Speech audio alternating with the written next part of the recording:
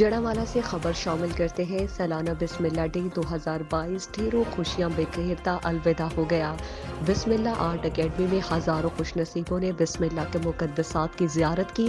بسم اللہ ڈے کی تقریبات میں میڈیا نمائندگان نے بھرپور طریقے سے شمولیت اختیار کی۔ چیئرمین بسم اللہ آرٹ اکیڈمی تنویر رضا نے سب آنے والے صحافی بھائیوں اور مہمانوں کا شکریہ ادا کیا اور بسم اللہ ڈے کے بارے خطاب کیا۔